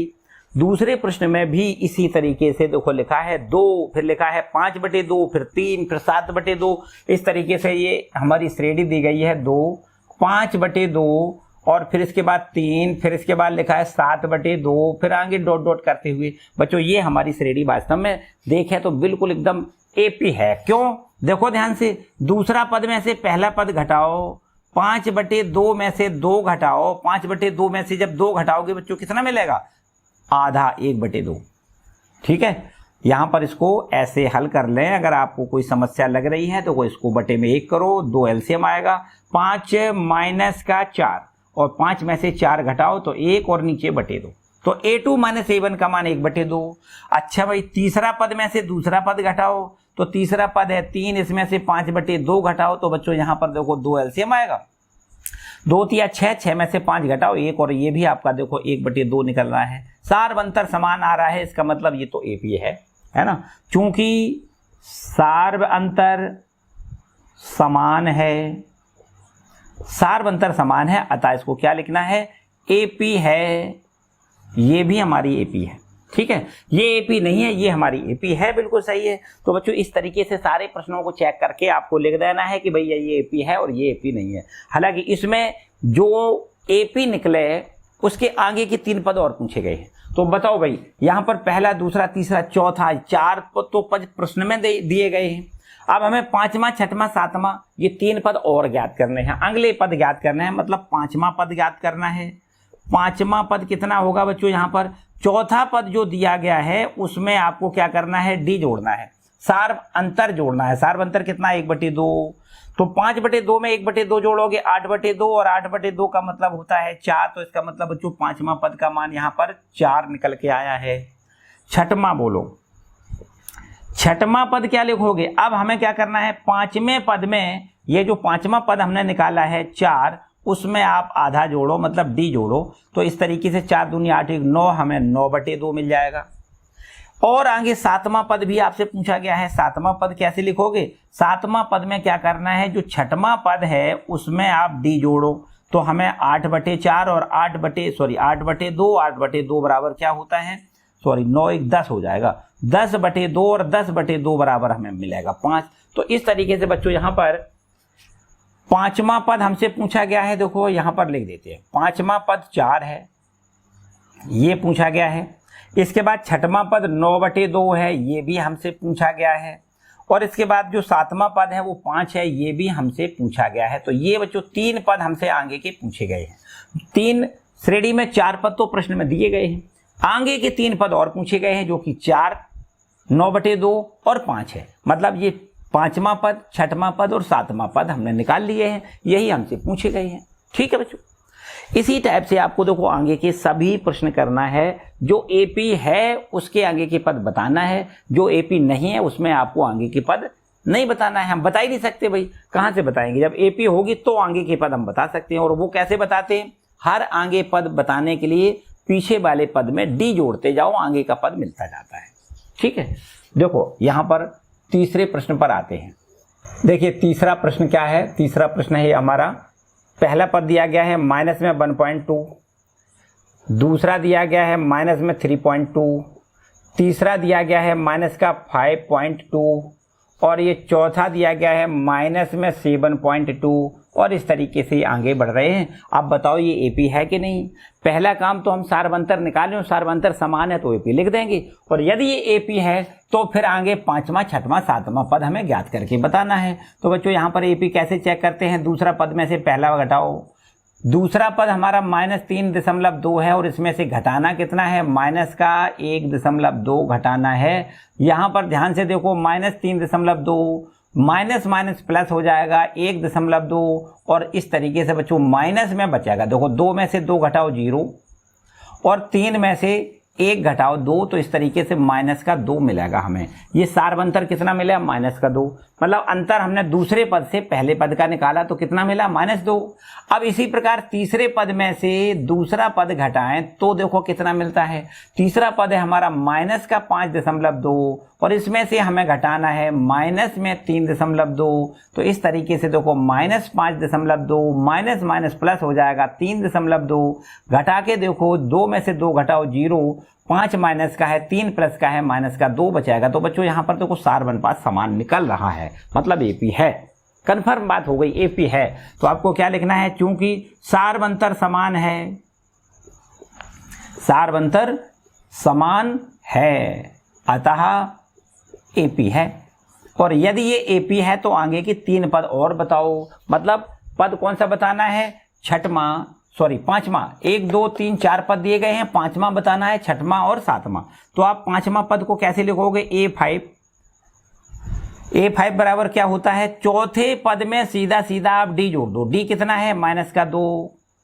चौथा पद कितना है बच्चों? ये माइनस का देखो लिखा हुआ है, माइनस में 7.2 और इसमें क्या जोड़ना है? -2। तो इस तरीके से हम कह सकते हैं माइनस का कितना लिखना है? ये आपको लिखना है 9.2 लिखना है। ठीक है। अच्छा छठवां पद बच्चों बताओ कितना होगा?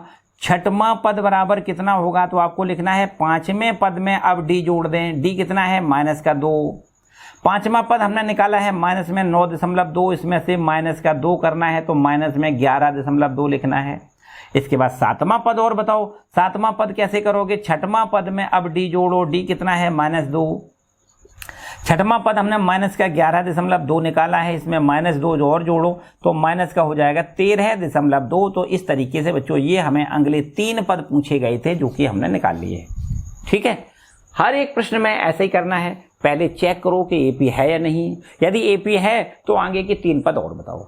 अब ये एपी कैसे चेक करोगे? सार्वंतर निकाल के। सार्वंतर समान आता है तो एपी है, अगर सार्वंतर समान नहीं आता है तो एपी नहीं है। अब आते हैं चौथे वाले पे। देखो चौथे प्रश्न में भी क्या कहा गया है? चौथे में भी हमें एक एपी दी गई है और श्रेणी दी गई है, उसको चेक करना है भाई एपी है कि नहीं। इसको पहले चेक करना है तो इसको पहले रब कर लेते हैं और चौथे प्रश्न पर आते हैं। देखो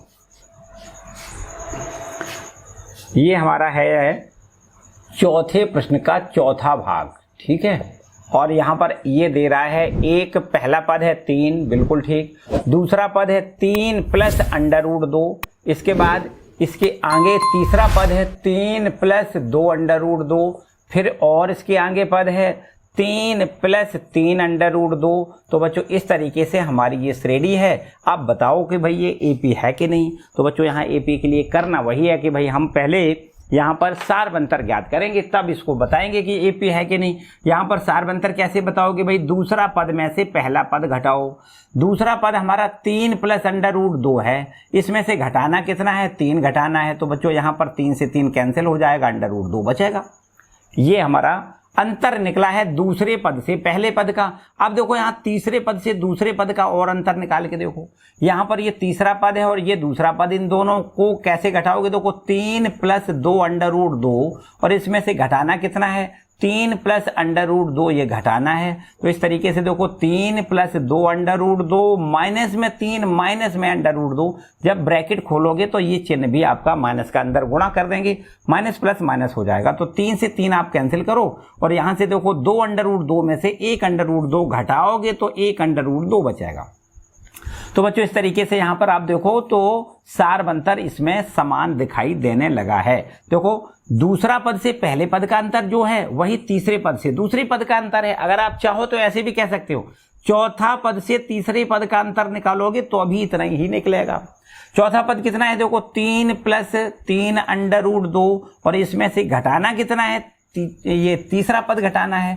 तीसरा पद कितना है? 3 + 2 √2 है। अब इसको बच्चों जब घटाओगे तो 3 + 2 3 √2 और माइनस का 3 माइनस का 2 √2, तो यहाँ से 3 से 3 कैंसिल करो।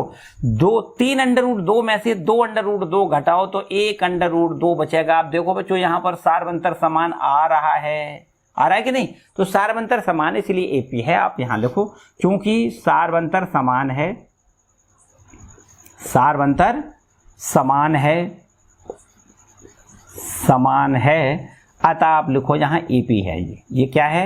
एपी में है। ये सभी पद हमारे एपी में हैं। ठीक है। अब बच्चों यहाँ पर अगले 3 पद और बताओ, मतलब पहला दूसरा तीसरा चौथा 4 पद दिए गए हैं, पांचवा बताओ।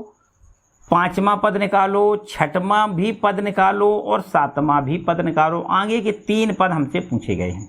बच्चों यहाँ पर पांचवा पद कैसे निकालेंगे? चौथे पद में डी जोड़ोगे, यहाँ पर पांचवें पद में डी जोड़ोगे और यहाँ पर छठवें पद में आप डी जोड़ो तो आगे का पद अपने आप मिलेगा। ठीक है कि नहीं? अब देखो चौथा पद कितना है आप देख सकते हो, 3 + कितना है? 3 + 3 √2, इसमें डी जोड़ो, डी कितना? √2, जोड़ के बताओ कितना होगा? 3 + 4 √2 होगा। 3 √2 में 1 √2 और जोड़ो 4 √2, ये हो गया हमारा पांचवा पद। इसके बाद देखो छठवां पद कैसे?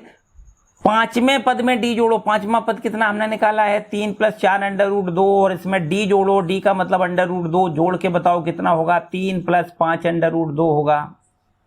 4 √2 1 √2 और जोड़ गया 5 √2। यहां आप देखो सातवां पद कैसे निकालोगे? इसमें छठवें पद में छठवां पद कितना है? 3 + 5 √2 है और इसमें हम डी जोड़ें, डी का मतलब √2 जोड़ें, तो इस तरीके से आप लिख सकते हो 3 + 6 √2, 5 √2 में 1 √2 और जोड़ दें 6 √2। तो इस तरीके से हमारे पांचवा छठवां सातवां पद भी हमने ज्ञात कर लिए। ठीक है, ये हमसे पूछे गए थे। तो मेरे ख्याल से बच्चों यहाँ पर अब हम सारे प्रश्न को हल ना करें, आप भी कर सकते हो, बड़े आराम से कर सकते हो, कोई किसी प्रकार की कोर कसर में है ही नहीं और आराम से कर सकते हो। हाँ ये बात जरूर है, आप पहले पहचानो कि एपी है या नहीं। आगे आपको जो अगला पांचवें के बाद ये आपका पांचवा था, ये आपका पांचवा था, वैसे हमने चौथा लिखा है, ये पांचवा था। और अगर चौथे की बात करी जाए बच्चों, चौथा हमारा क्या है? देखो चौथा यहाँ लिख लेते हैं। चौथा हमारा क्या है? ये हमारा चौथा लिखा हुआ है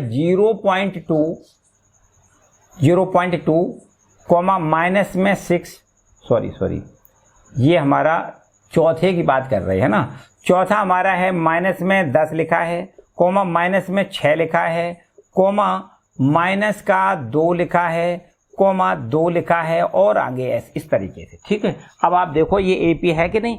भाई सारवंतर निकालो, एपी अपने आप समझ में आ जाएगी। दूसरा पद से पहले पद का अंतर करो, दूसरा पद -6 और घटाओ कितना? -10 करो।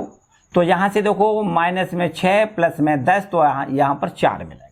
ठीक है, अब इसी प्रकार तीसरा पद में से दूसरा पद घटा के देखो, तीसरा पद कितना है? -2, घटाना कितना है? -6, माइनस हो जाएगा प्लस, तो -2 + 6 बराबर में ये भी देखो 4 मिल रहा है।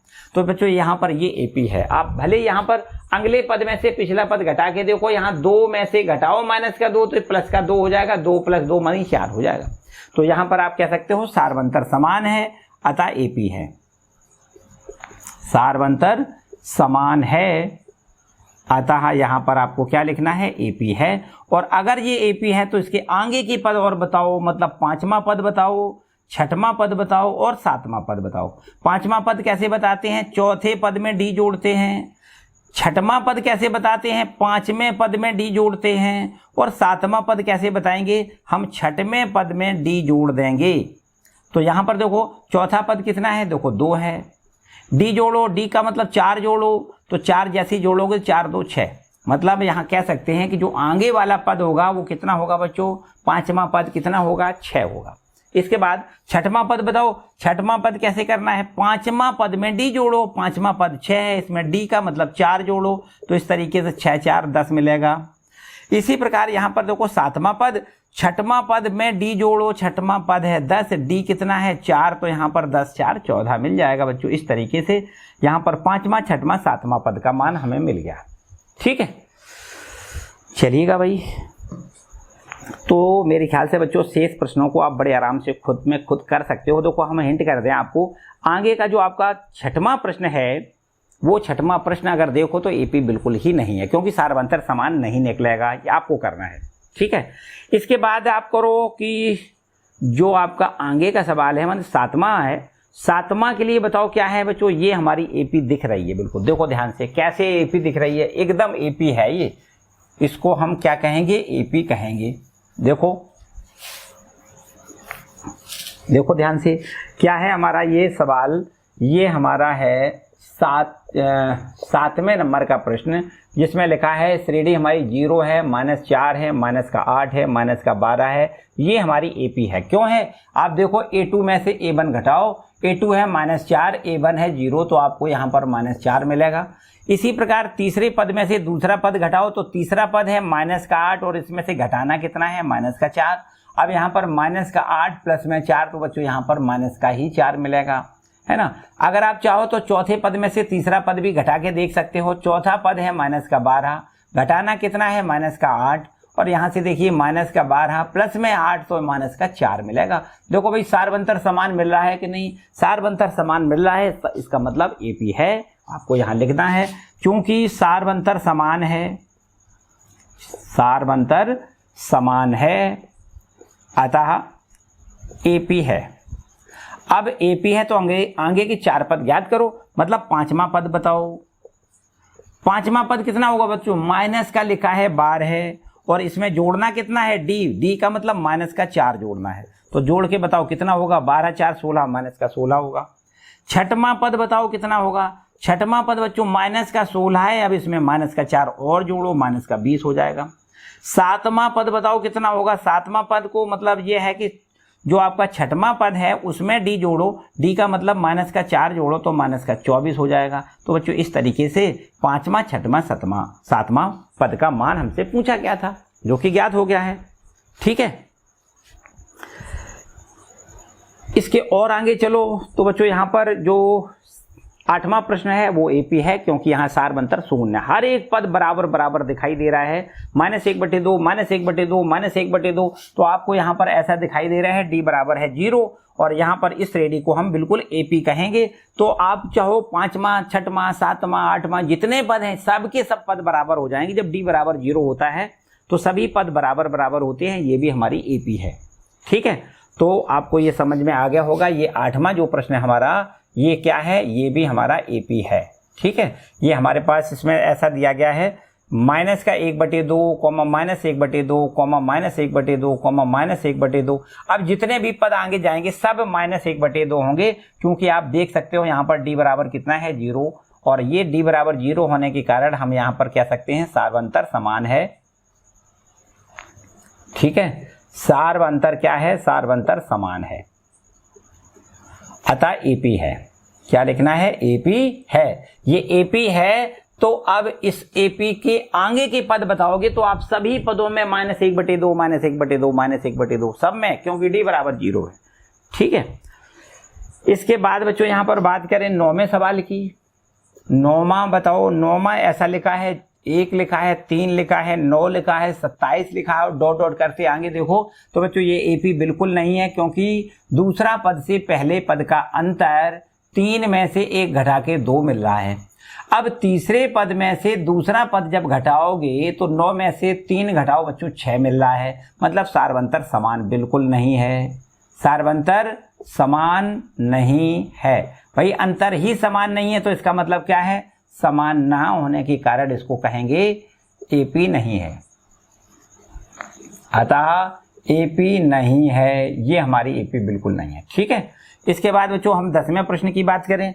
10वां प्रश्न क्या है, 10वां प्रश्न लिखा है √2 अंडर नहीं अभी नहीं, 10वां प्रश्न है a 2a 3a 4a, बिल्कुल एपी है। देखो a, 2a, 3a, 4a और इसी तरीके से आगे चले जाओ। आप घटा के देखो दूसरा पद में से पहला पद, दूसरा पद हमारा 2a है, इसमें से पहला पद घटाओ अर्थात a को घटाओ तो क्या मिलेगा, a मिलेगा।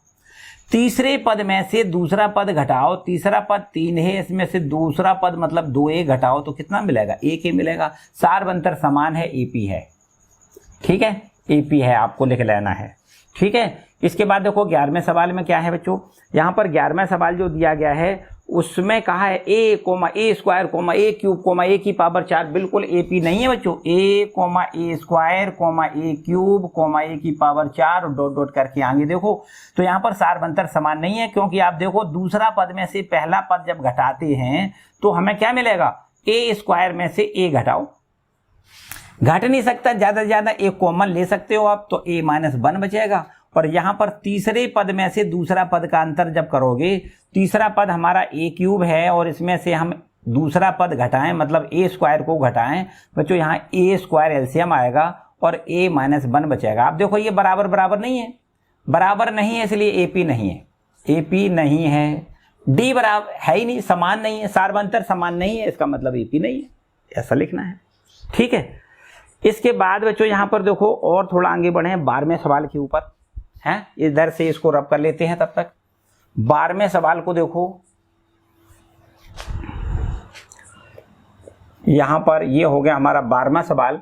इसमें दिया गया है √2, √8, √18, √32 और बच्चों इस तरीके से हमारी ये एपी बन रही है क्या। अब आप देखोगे एपी बन रही है कि नहीं बन रही, इसको जरा ध्यान से देखो, एपी बन रही कि नहीं बच्चों। यहाँ पहला पद तो ये हमारा ठीक लिखा है, इसको हम कह दें √2, ठीक है। दूसरा पद जो दिखाई दे रहा है इसको क्या हम ऐसे लिख सकते हैं 2 √2। भाई यहाँ पर √8 का मतलब 2 दूनी 4 दूनी 8, तो 2 का जोड़ा बाहर निकलेगा, 2 √2 लिख सकते हैं इसको। √8 का मतलब 2 √2, बिल्कुल ठीक है।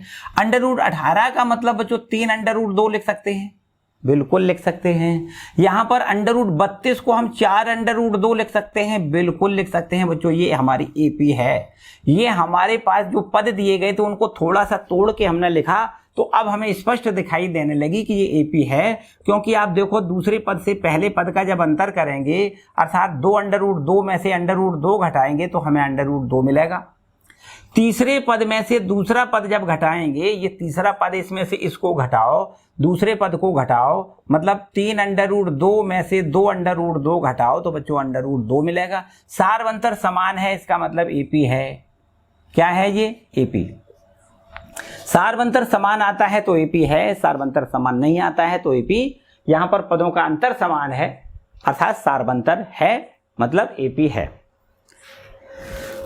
इसके और आगे देखो, इसके और आगे बच्चों यहां पर देखो ध्यान से, जो आपका अगला प्रश्न है 13वां, उसमें ऐसा लिखा हुआ है। देखो 13वां प्रश्न क्या है, 13वां प्रश्न में ऐसा लिखा है √3, √6, √9, √12। बच्चों ये हमारी एपी नहीं है। क्यों एपी नहीं है, आप ध्यान से देखो कि अगर हम पदों का अंतर करें तो यहां पर पदों का अंतर समान नहीं आएगा। ध्यान से देखो, यहां पर दूसरा पद में से पहला पद घटाएं तो √6 में से √3 घटाओ बच्चों, या घटेगा नहीं। चाहो तो √3 कॉमन लें तो √2 -1 बचेगा। तीसरे पद में से दूसरा पद अगर घटाएं तो तीसरा पद है √9 और इसमें से √6 घटाओ तो बच्चों यहां पर देखो क्या मिलेगा, √3 चाहो तो कॉमन ले सकते हो। वैसे तो √9 का मतलब होता है, √9 का मतलब होता है 3 और 3 में से √6 अगर हम घटा के देखें तो घटेगा नहीं, मतलब यहां पर कह सकते हैं सारवंतर समान नहीं है, है ना। अंतर समान नहीं है, अंतर समान नहीं है। पदों का अंतर समान नहीं है अर्थात सार्वंतर नहीं है, इसमें सार्वंतर समान नहीं है, अतः एपी नहीं है, एपी नहीं है, आपको ये लिखना है। ठीक है बच्चों, चलो भाई एक दो और प्रश्न रह गए हैं, बिल्कुल एकदम अंतिम पड़ाव पर हम लोग हैं। 1 का स्क्वायर, 3 का स्क्वायर, 5 का स्क्वायर, 7 का स्क्वायर बिल्कुल भी एपी नहीं है। आप ध्यान से देखो, ये हमारा जो लिखा है आगे 14वां प्रश्न, और इस 14वें प्रश्न में बच्चों आप ध्यान से देखो तो ये भी हमारी एपी नहीं है। क्यों एपी नहीं है, ध्यान से देखो। एपी इसलिए नहीं है कि यहाँ पर लिखा है 1 का स्क्वायर, फिर लिखा है 3 का स्क्वायर, फिर लिखा है 5 का स्क्वायर, फिर लिखा है 7 का स्क्वायर, और इस तरीके से हमारी श्रेणी बन रही है। तो 1 का स्क्वायर तो 1 होता है, 3 का स्क्वायर 9 होता है, 5 का स्क्वायर 25 होता है, 7 का स्क्वायर 49 होता है। अब आप पदों का अंतर करके देखो तो बिल्कुल समान नहीं, पदों का अंतर समान नहीं है। देखो 9 में से 1 घटाओ 8 मिलेगा, 25 में से 9 घटाओ तो 16 मिलेगा, मतलब पदों का अंतर समान नहीं है। इसलिए हम कह सकते हैं, देखो दूसरा पद से पहले पद का अंतर 9 में से 1 घटाओ 8 मिलेगा, जबकि यहाँ पर तीसरे पद से दूसरे पद का अंतर जब हम करेंगे तो 25 में से अगर आप 9 घटाओगे तो 16 मिलेगा। आप देखो अंतर समान नहीं है, पदों का अंतर समान ना होने के कारण इसको कहेंगे हम एपी नहीं है। पदों का अंतर समान नहीं है, समान नहीं है अर्थात एपी नहीं है, एपी नहीं है। ठीक है बच्चों, ये भी एपी नहीं है।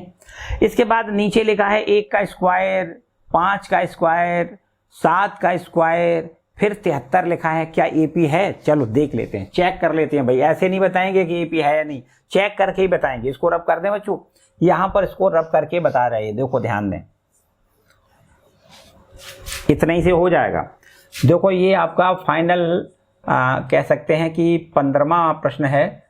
क्या है? 15वां प्रश्न है, और इसमें लिखा है 1 का स्क्वायर, कॉमा लिखा है 5 का स्क्वायर, कॉमा लिखा है 7 का स्क्वायर, कॉमा लिखा है 73, और इस तरीके से हमारी ये श्रेणी है। 1 का स्क्वायर बच्चों 1 होता है, 5 का स्क्वायर 25 होता है, 7 का स्क्वायर 7 7 49 होता है, और ये हमारा 73 लिखा है।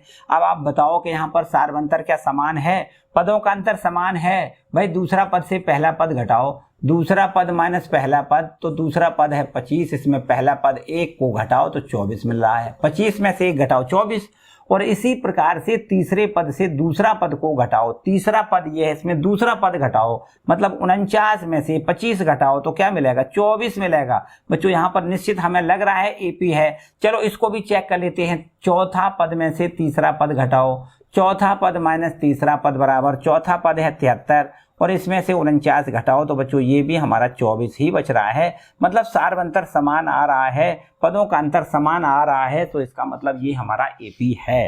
कंफर्म बात हो गई कि ये हमारी क्या है? एपी है। इसको भी आप लिखो, ये भी हमारा एपी है। तो बच्चों इस तरीके से हमने यहाँ पर 15 प्रश्न थे, हर एक को हमने चेक कर लिया कि ये कौन सा एपी है और कौन सा एपी नहीं है। अगर एपी होता है तो आगे प्रश्न में कहा उसके आगे के 3 पद और बताओ। जैसे इसमें ये एपी है तो इसके आगे के 3 पद आपसे पूछे गए हैं। यहाँ पर 24 का डिफरेंस है, 73 में 24 जोड़ो, आगे का पद मिल जाएगा, फिर 24 जोड़ो, फिर और इसके आगे का पद मिल जाएगा, फिर और 24 जोड़ो, उसके आगे का पद मिल जाएगा। तो यहाँ पर इस तरीके से 73 में 24 जोड़ के आपको 5वां पद मिलेगा, फिर 5वें पद में 24 जोड़ो तो आगे का पद मिलेगा, और फिर इसके बाद 6वें पद में फिर 24 जोड़ो तो आपको 7वां पद मिल जाएगा। ठीक है, तो इस तरीके से आपको ये आगे के पद भी ज्ञात हो जाएंगे। चलिए बच्चों, ये हमारी एक्सरसाइज खत्म होती है। आगे अब आपको श्रेणी का nवां पद समझना है कि श्रेणी का nवां पद क्या होता है। मतलब उसको हम विशिष्ट पद भी कह सकते हैं, है ना, व्यापक पद कह सकते हैं कि भाई किसी भी श्रेणी का व्यापक पद क्या होता है, जिसको हम nवां पद कहते हैं। आगे वाले लेक्चर में अब हम डिस्कस करेंगे कि nवां पद क्या होता है, किसी भी श्रेणी का nवां पद हम कैसे ज्ञात करते हैं, है ना, उसका क्या फॉर्मूला होता है, ये सब कुछ हम अगले वाले लेक्चर में डिटेल करेंगे। ठीक है बच्चों, आज के लिए फिलहाल इतना ही रखते हैं। आज का वीडियो आपको कैसा लगा बताओ, जल्दी से बताओ आज का वीडियो आपको कैसा लगा। वास्तव में अच्छा लगा है तो वीडियो को लाइक जरूर करिएगा, और कमेंट सेक्शन में लिख के बताइए कि वीडियो आपको अच्छा लगा है। ठीक है बच्चों, मिलते हैं अगले वीडियो में, तब तक खुश रहें, मस्त रहें और पढ़ते जरूर रहें। Bye bye.